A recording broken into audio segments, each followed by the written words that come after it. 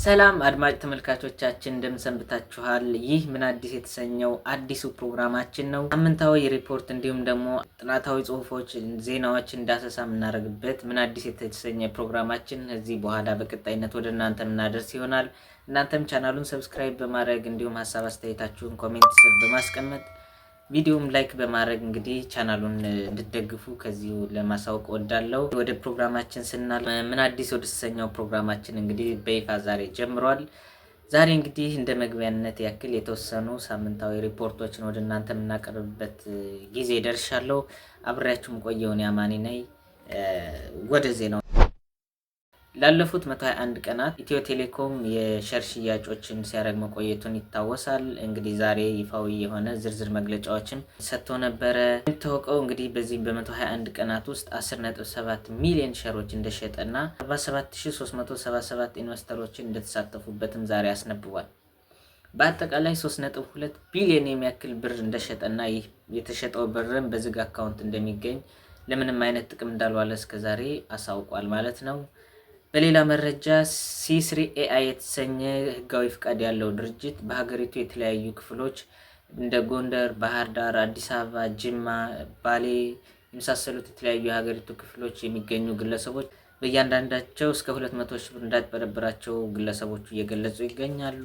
በሌላ በኩል በሳምንቱ በጣም አነጋጋሪ የነበረው መረጃ በአማራ ክልል ሰሜን ሸዋ ዞን መራቤቴ ወረዳ በእናት ሆስፒታል ሲሰራ የነበረ አንድ ጠቅላላ ሐኪም በተተኮሰ ጥይት ህይወቱ እንዲያልፍ ተደርጓል። ከስራ ቦታ ወደ ቤተሰቦቹ ጉዞ እያደረገ በነበረበት ጊዜ ከተሳፈረበት መኪና ላይ እንግዲህ በታጣቂዎች በተተኮሰ ጥይት ህይወቱ እንዲያልፍ ተደርጓል። አድማጮች ስም ቤተሰቦቹ ለጓደኞቹና ለወዳጆቹ መጽናናትን እመኛለሁ ማለት ነው። ቤተሰቦች እንግዲህ እንደሚታወሰው ከቅርብ ጊዜ ወዲህ በጣም በተለይ በጤና ባለሙያዎችን ያነጣጠረ ከፍተኛ የሆነ ግድያ እየተደረገ ይገኛል። ይህ ነገር መቆም አለበት። በቅርቡ ጊዜ እንግዲህ በባህር ዳር ዩኒቨርሲቲ ሲያገለግል የነበረው የዶክተር አንዱዓለም ግድያ በቅርቡ እንደምናውቀው ህይወቱ አልፏል። ከዛ ሳናገግም ዛሬም አሁን ህይወቱ ተደግሟል ማለት ነው አንዱ ጠቅላላ ሐኪም። በሌላ መረጃ ዛሬ እንግዲህ የንግድ ባንክ መግለጫ ሰጥቶ ነበረ። በሀገራችን የሚገኙት 31 ባንኮች ውስጥ 28ቱ የ1.3 ቢሊዮን ብር ዘረፋ እንደተደረገባቸውና ከባለፈው ዓመት ጋር ሲነጻጸርም የ300 ሚሊዮን ብር ጭማሪ እንዳሳየ ንግድ ባንክ አሳውቋል ማለት ነው። ሌሎች 3 ባንኮች በዝርዝሩ አልተገለጹም። ነገር ግን 28 የሚሆኑት ባንኮች ግን 1.3 ሚሊዮን ብር ዘረፋ እንደተደረገባቸው ተገልጿል። በሌላ መረጃ ባለፈው ዓመት እንግዲህ እንደምናስታውሰው በጎፋ ዞን በተከሰተው የመሬት መንሸራተት ብዙ ሰዎች ህይወት እንደቀጠፈና ብዙ ንብረት እንደወደመ እናስታውሳለን።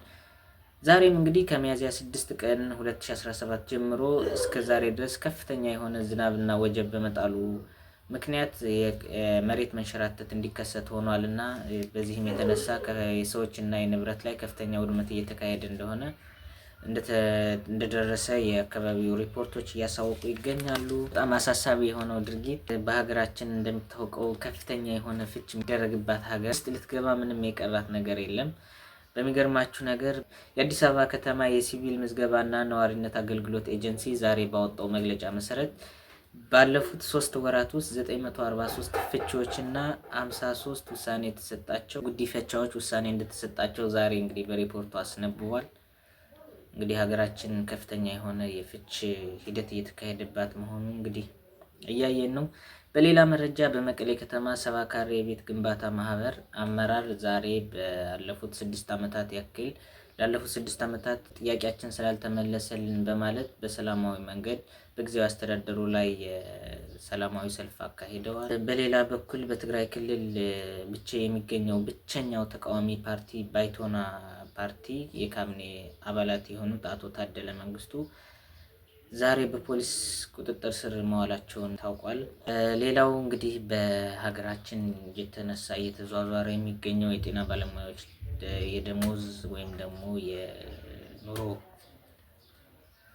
ሁኔታ በማስመልከት እንግዲህ ከፍተኛ የሆነ እንቅስቃሴ እየተካሄደ ይገኛል። በሚገርማችሁ ሁኔታ በሲዳማ ክልል ሆንጣጤ የመጀመሪያ ደረጃ ሆስፒታል የሚሰሩ ጤና ባለሙያዎች ላለፉት 9 ወራት የሚሆን ምንም አይነት የትርፍ ሰዓት ክፍያ ባለመከፈላቸው ዛሬ ከቅርብ ጊዜ ወዲህ የስራ ማቆም አድማ አድርገው እንደነበርና ስራ ማቆም ያደረጉት ልጆችም ስር እንደተዳረገባቸው ዛሬ ገልጸዋል። እንግዲህ ይህ የመሰለ ዳሰሳዊ ጥናት ወደ እናንተ የምናደርስበት ምን አዲስ የተሰኘው ፕሮግራማችን ቀጣይነት የሚኖረውና ትንተና መልክ ማደርስላችሁ እኔ አማኒ ነኝ። እናንተም ቻናሉን ሰብስክራይብ በማድረግ እንዲሁም ደግሞ ሀሳብ አስተያየታችሁን ኮሜንት ስር በማስቀመጥ ቪዲዮውን ደግሞ ለብዙ ሰዎች እንዲደርስ ሼርና ላይክ በማድረግ ድጋፋችሁን እንድታሳዩ ከዚሁ ጠቅስላችሁ እወዳለሁ። ይመቻችሁ። መልካም ጊዜ ይሆንላችሁ።